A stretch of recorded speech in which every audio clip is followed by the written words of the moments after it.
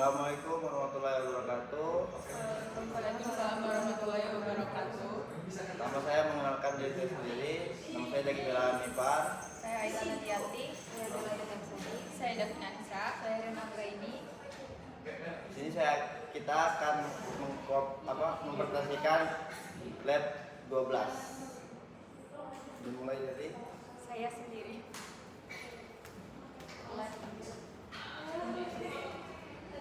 Baik, di sini saya akan menjelaskan modul 12. Di sini yang pertama yaitu introduction. Bagian ini menjelaskan dasar bahwa jaringan internet sekarang masih banyak menggunakan IPv4. Tetapi mulai muncul masalah karena jumlah alamat IP yang terbatas. Dari sini mulai dikenalkan bahwa akan ada perkembangan ke IPv6 sebagai solusi. 12.1 IPv4 ISO. Materi ini membahas masalah utama pada IPv4, terutama keterbatasan jumlah alamat IP. Karena semakin banyak perangkat yang terhubung ke internet, IPv4 jadi tidak cukup lagi, sehingga dibutuhkan solusi baru. 12.1 Net for IP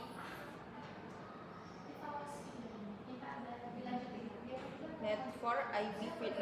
Di bagian ini dijelaskan kenapa dia dibutuhkan. Alamat IPv4 jumlahnya terbatas, sedangkan IPv6 memiliki jumlah alamat yang jauh lebih banyak. Selain itu, IPv6 juga lebih efisien dan mendukung perkembangan jaringan ke depan. 12.1.2 IPv4 and IPv coexistence.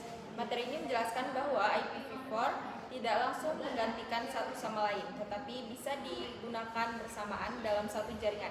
Ini dilakukan supaya proses transisi berjalan lancar tanpa harus langsung mengganti semua sistem. Modul 12.1 dari saya selesai, akan dilanjutkan oleh teman saya.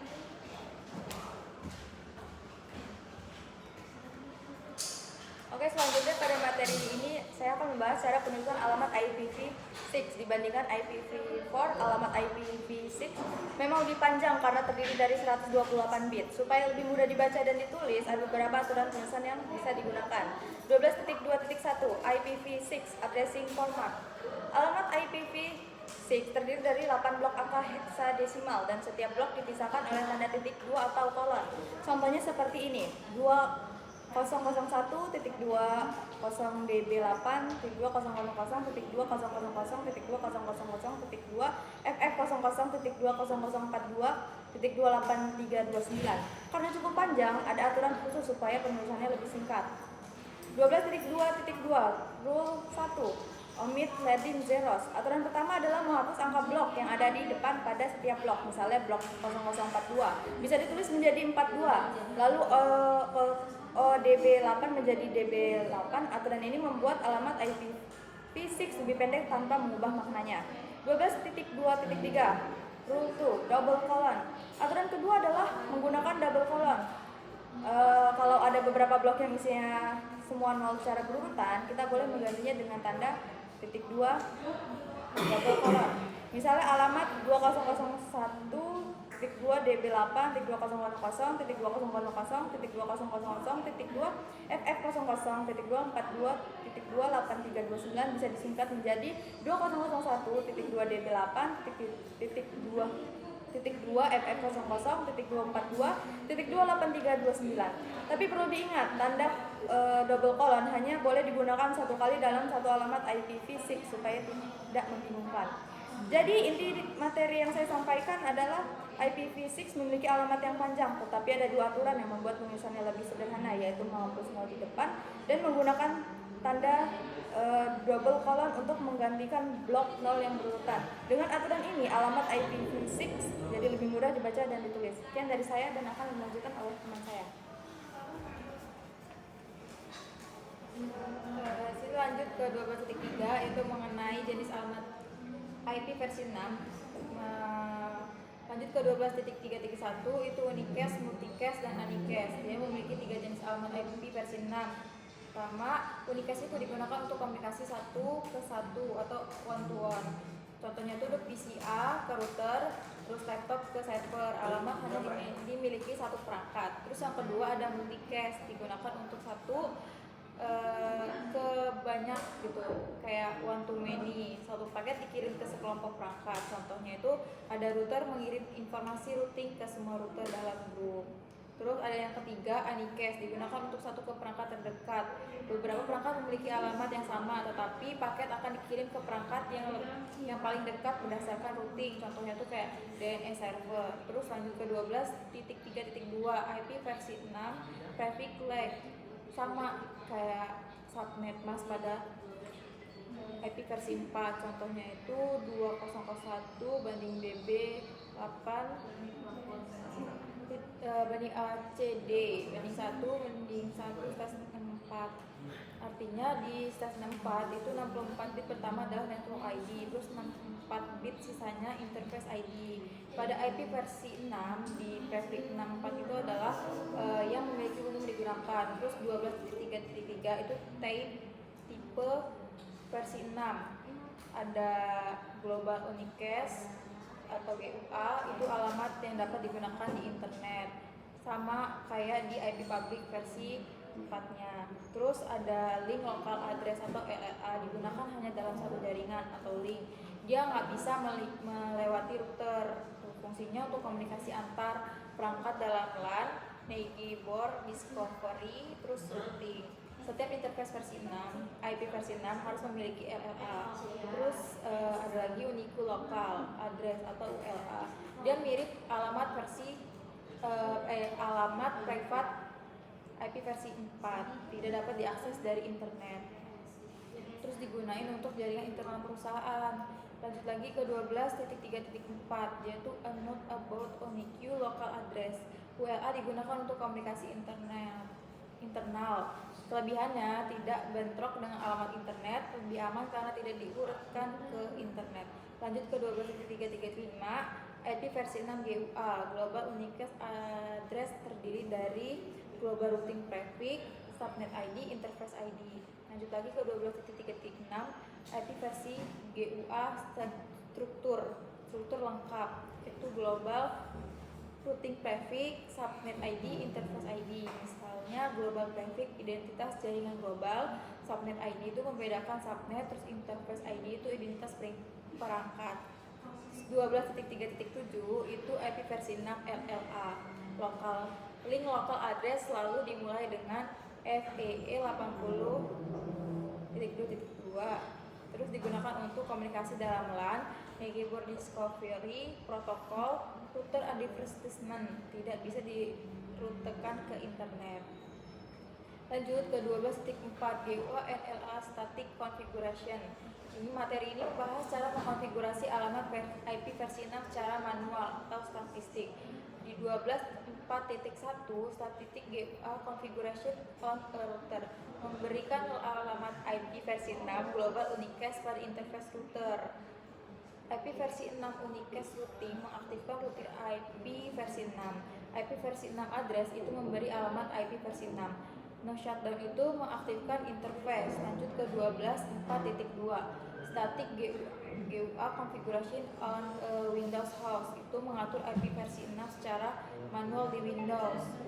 Terus di 12.4.3 static configuration of a link local address memberikan alamat link lokal secara manual.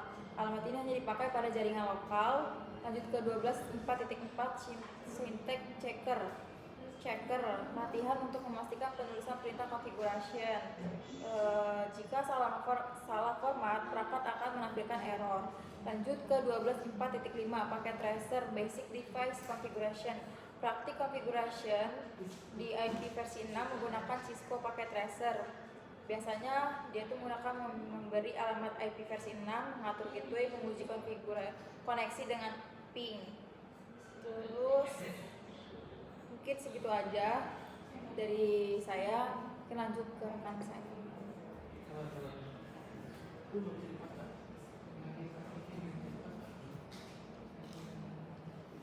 Enggak. Saya bisa. Enggak bisa.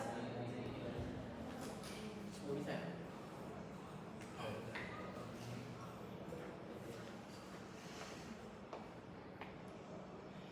saya akan menjelaskan materi 12.5 yaitu Dynamic Addressing for IPv6 GUA-S.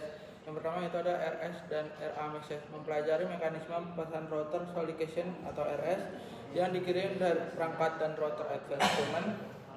RA yang dikirim router untuk memulai proses pengalamatan. Selanjutnya 12.5.2 yaitu metode 1 yaitu SLAC, yaitu membahas metode stateless address auto configuration SLAAC, di mana perangkat mengkonfigurasi alamat sendiri tanpa bantuan server DHCP.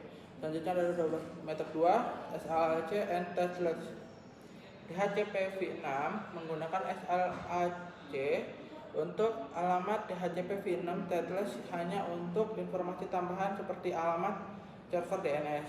Selanjutnya ada metode 3 stateful DHCP v6 membahas metode di mana server DHCP v6 mengelola dan memberikan alamat IPv6 secara penuh kepada perangkat. Selanjutnya ada EUI 64 process versus randomly generates. Perbandingan antara pembuatan interface ID menggunakan metode EUI 64 berbasis MAC address dibandingkan dengan pembuatan acak. Selanjutnya ada EUI proses, yaitu penjelasan mendalam mengenai langkah-langkah proses EUI 64 dalam membentuk interface ID. Selanjutnya ada randomly generate interface IDS, mempelajari mekanisme perangkat membuat interface ID secara acak untuk meningkat privasi. Selanjutnya ada 12.6 Dynamic Addressing IPv6 LLAS.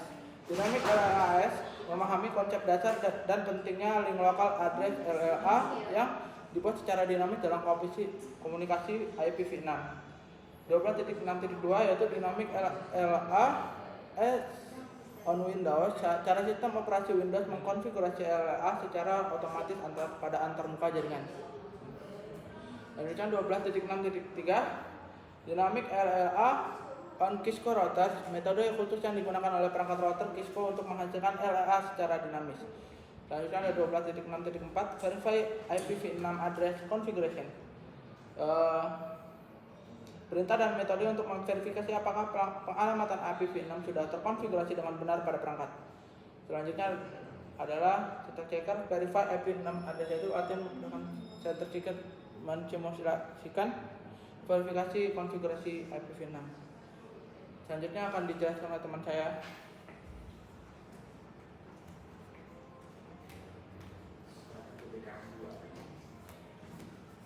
Sini saya akan menjelaskan pada subpoin 12.7 yaitu IPv6 multicast address. 12.7.1 ada assign IPv6 multicast address, yaitu IPv6 memiliki alamat multicast yang sudah ditentukan untuk fungsi tertentu. Satu paket dapat diterima oleh beberapa perangkat sekaligus. Intinya, multicast mengirim data ke kelompok perangkat, bukan ke semua perangkat. Lalu ada 12.7.2 yaitu IPv6 multicast address. Nah, beberapa alamat multicast memiliki fungsi khusus, yaitu FF02 untuk semua host, FF022 untuk semua router. Nah, alamat ini mempermudah komunikasi dalam jaringan IPv6. Lalu yang terakhir ada 12.7.3 yaitu solicited not IPv6 multicast address, yaitu digunakan saat progress next door discovery untuk mencari perangkat lain, menggantikan fungsi ARP pada IPv4. Lebih efisien karena hanya mengirim ke perangkat yang relevan. Selanjutnya akan dijelaskan oleh teman saya.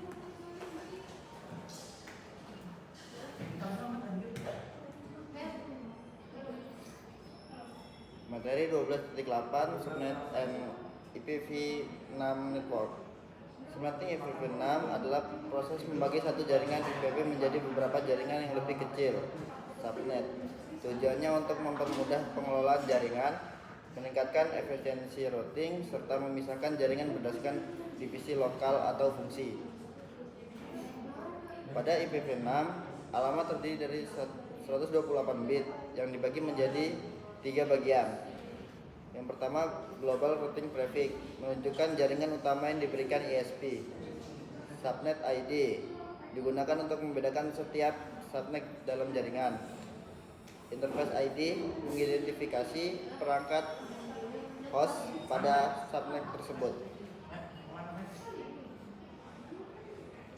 Setelah subnet dibuat, router harus dikonfigurasi agar dapat menghubungkan setiap subnet pada Cisco.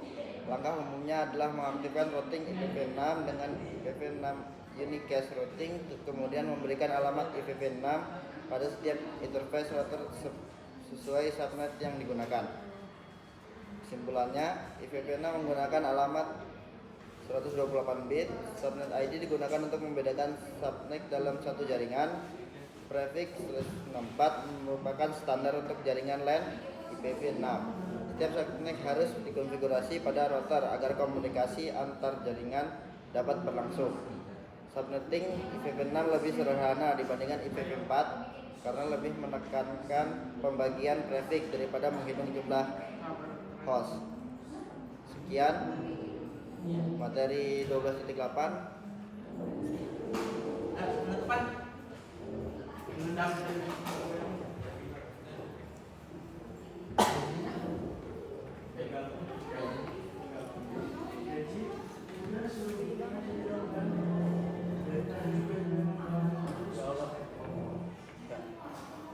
Sekian presentasi dari kami. Kurang lebihnya kami mohon maaf jika ada salah kata atau perbuatan. Saya akhiri. Wassalamualaikum warahmatullahi wabarakatuh.